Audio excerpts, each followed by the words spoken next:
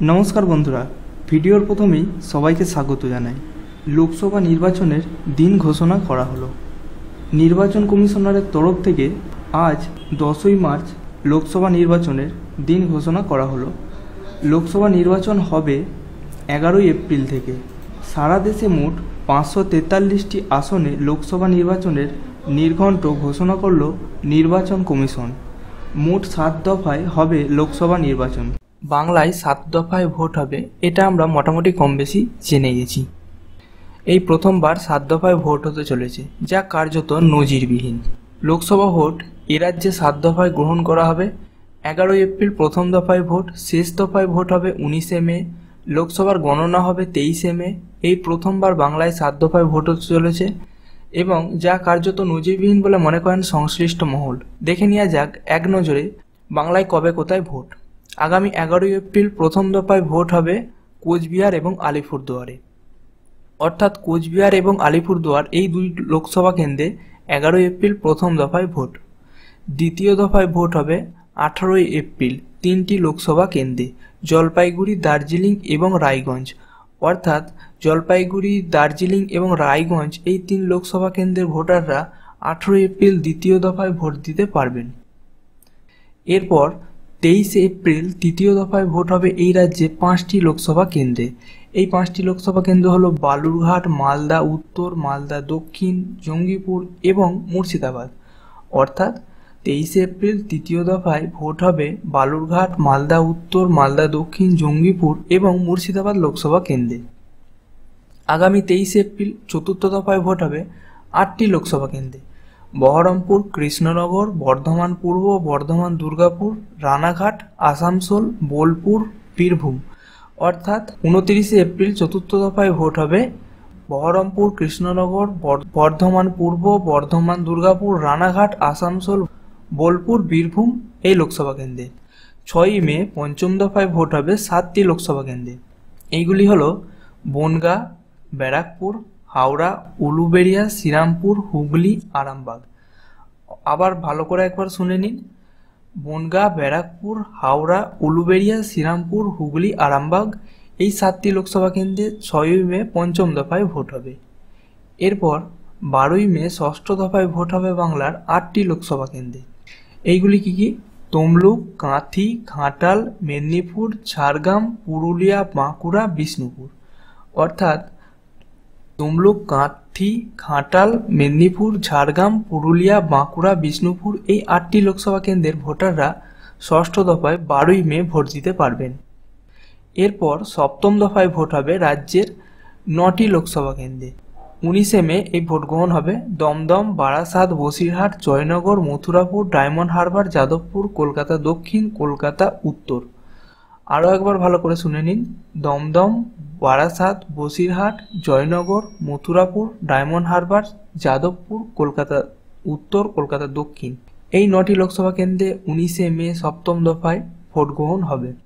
আরও কিছু তথ্য চলুন দেখে নিই। পশ্চিমবঙ্গে কোন দফায় কটি আসনে নির্বাচন?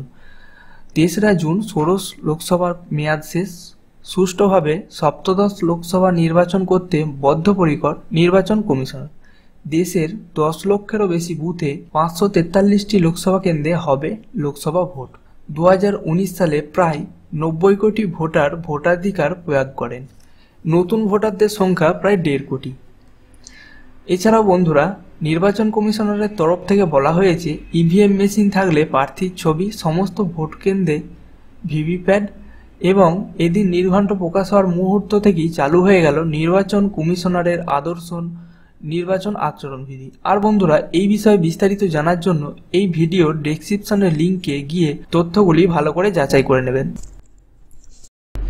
ভোট গ্রহণ হবে 11ই এপ্রিল থেকে এবং ভোট গণনা হবে 23শে মে। বিজ্ঞান ভবনের এক সাংবাদিক বৈঠকে এই ঘোষণাই করেন নির্বাচন কমিশনার সুনীল অরোরা। নির্বাচন কমিশনার এই বিষয়ে কি বললেন সেইটা আমরা দেখে নেব।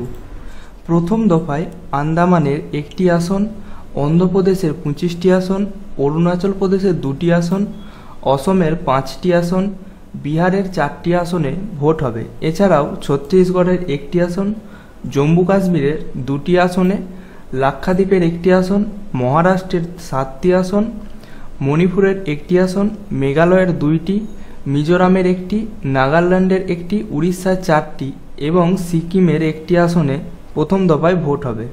এর সাথে আছে তেলেঙ্গানার 17টি আসন, ত্রিপুরার একটি, উত্তরপ্রদেশের 8টি, উত্তরাখণ্ডের 5টি, পশ্চিমবঙ্গের 2টি আসনেও এই দিন ভোট হবে। দ্বিতীয় দফায় অসমের 5টি আসনে, বিহারের 5টি, ছত্তিশগড়ের 3টি, জম্মু কাশ্মীরের 2টি, কর্ণাটকের 14টি, মহারাষ্ট্রের 10টি, মণিপুরের 1টি, উড়িষ্যার 5টি, পন্ডিচেরির 1টি, তামিলনাড়ুর 39টি, ত্রিপুরার 1টি, উত্তরপ্রদেশের 8টি এবং পশ্চিমবঙ্গের 3টি আসনে ভোট হবে।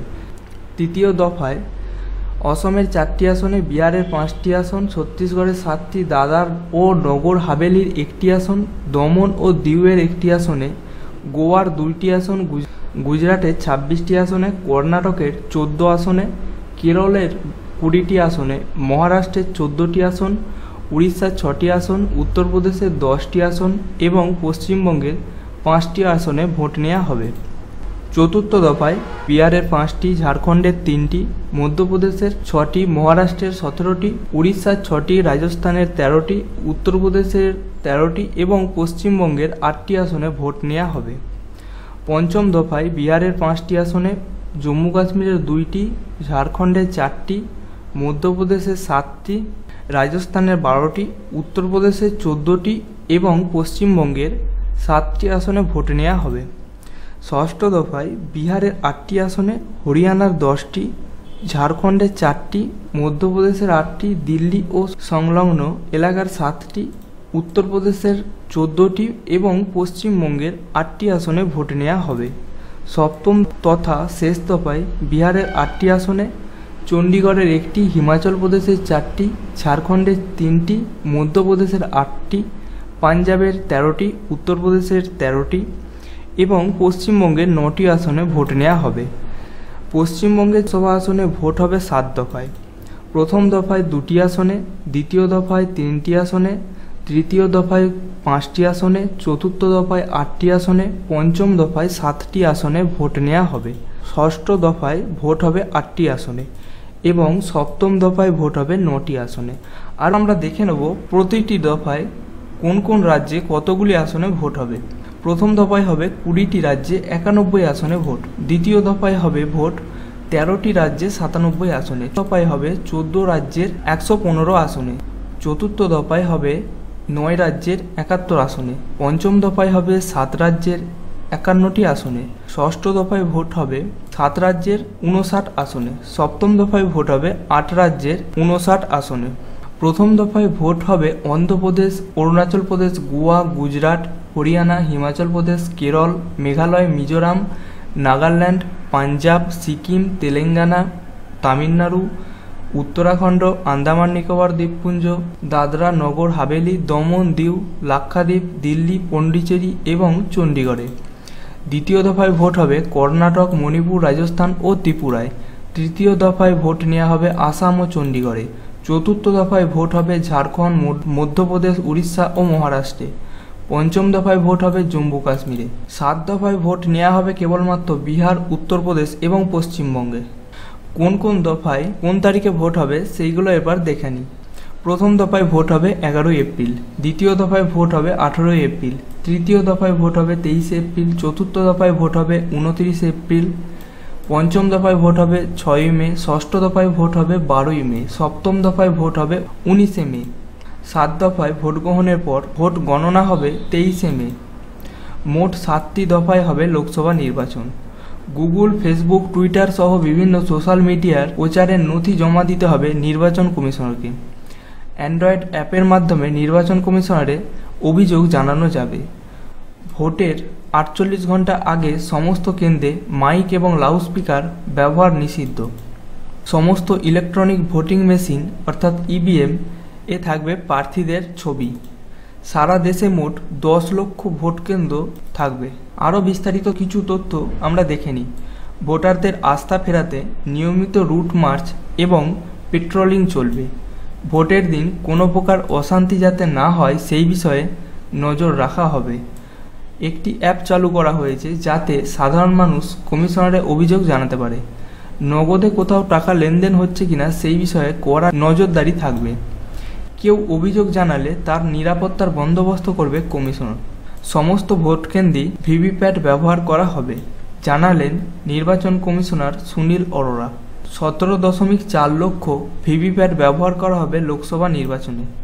সাংবাদিক বৈঠকে এই তথ্যই জানান সুনীল অরোরা। এই নির্বাচনে নতুন ভোটারদের সংখ্যা হবে প্রায় 1.5 কোটি, অর্থাৎ একটা বিরাট বড় অঙ্কের তরুণ ভোটার এই নির্বাচনে অংশ নেবে। লোকসভা নির্বাচনে সারা দেশে ভোটার সংখ্যা 90 কোটি।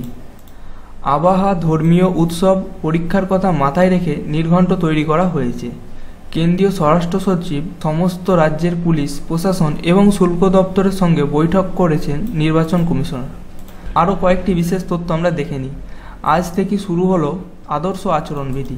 কমিশনারে কোনো কিছু অভিযোগ জানাতে গেলে টোল ফ্রি নম্বর 1950-এ ফোন করতে পারেন, অর্থাৎ 1950 এই নম্বরে ফোন করতে পারেন। ধন্যবাদ বন্ধুরা ভিডিওটি দেখার জন্য। এই ধরনের লেটেস্ট নিউজ সবার আগে জানার জন্য চ্যানেলটিকে অবশ্যই সাবস্ক্রাইব করবেন। Thank you.